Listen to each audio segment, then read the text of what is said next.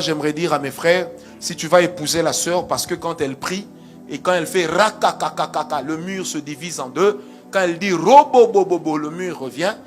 Là-bas, dans la maison, tu n'auras pas besoin de son parler en langue. Il y a des sœurs qui parlent en langue dans l'église qui ne savent pas préparer. Il y a des sœurs qui parlent en langue à l'église, mais qui ne savent pas comment on entretient un homme. Il y a aussi des frères qui sont des bons pasteurs, des excellents enseignants, mais qui sont des maris médiocres. Ça veut dire qu'ils peuvent aller dans la compétition de la médiocrité de mari et remporter la médaille d'or.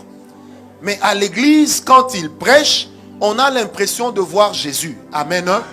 On a l'impression que c'est l'homme qu'il faut. Et parmi les causes aujourd'hui qui font que les gens divorcent, c'est parce que la spiritualité de la chair, on aimerait la retrouver dans la casserole, mais il y a un problème.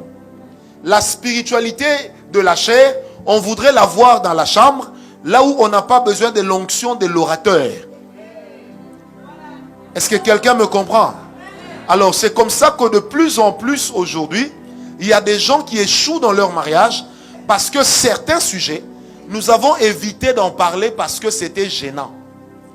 J'ai un de mes fils pasteur, le jour de son mariage, j'ai prêché sur une sexualité responsable et bonne. Et je lui ai démontré noir sur blanc que mon petit, quand tu iras avec la sœur dans la chambre, il ne faut pas parler en langue. Là-bas, il faut être un homme avec grand H et 3 H qui se suivent. Amen. Et comme vous, certains ont baissé un peu les yeux. J'ai dit non, c'est moi qui parle de ces choses, je ne baisse pas les yeux. Vous qui n'avez que la responsabilité de m'écouter, vous baissez les yeux. C'est le monde à l'envers. Amen. Sans compter que ces choses, la plupart de nos parents, surtout africains, fiers de leur éducation, n'avaient pas l'habitude de nous dire ces choses. Moi, je me rappelle mon vieux père, je lui dis, papa, voilà le mariage s'approche, qu'est-ce que tu me dis? Il dit, qu'est-ce que tu veux que je te dise? J'ai dit, papa, même un petit conseil. Il dit, petit, tu sais, aux chiens, on n'apprend pas à faire l'amour. Hein? Donc, petit, toi, tu es mon fils, tu es un homme, le jour où tu verras la femme, tu sauras. J'ai dit, mais papa, il dit, ah, petit, laisse ça, petit, je vais t'apprendre à gérer l'argent, pas autre chose. Est-ce qu'on me comprend? Mais le jour où nous avons eu notre premier divorce dans la famille, mon père m'a dit en secret, il dit, je crois qu'il y a des choses que je devais vous dire que je ne vous ai pas dit. Est-ce qu'on me comprend? Et nous croyons qu'il est de la responsabilité de l'Église de pouvoir sauver les couples. Qui m'a donné un amen bien? Amen. Surtout avec nos sœurs, quand elle a grandi en France, elle commence à parler français comme Mazarine, la fille de Mitterrand. Quand tu lui poses la question, ça va? Oh, ça va. Est-ce que tu ne peux pas me préparer un bon foufou? Ah, foufou, oh, moi je ne fais pas ce chose. Parce que nous en arrivons à penser que ignorer notre culture est une promotion dans la vie. Alors que c'est la bêtise.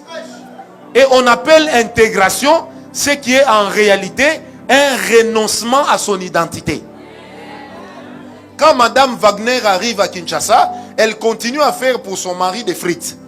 Mais quand Thérèse arrive à Paris, elle veut que son mari entre dans les frites.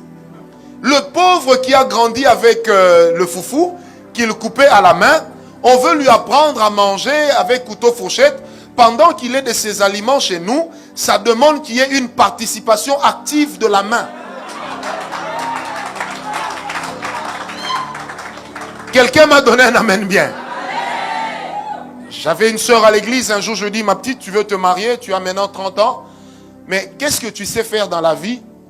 Elle me dit, papa, tu sais, moi je sais préparer. J'ai dit, tu prépares quoi? Moi je fais des salades. Et puis elle bouge sa tête, je fais des salades. Et puis je fais la nourriture des blancs. J'ai dit, mais ton fiancé là, c'est un noir, c'est pas un blanc. Tu ne vas pas le blanchiser pour qu'il puisse commencer à manger des histoires là comme si... Hein?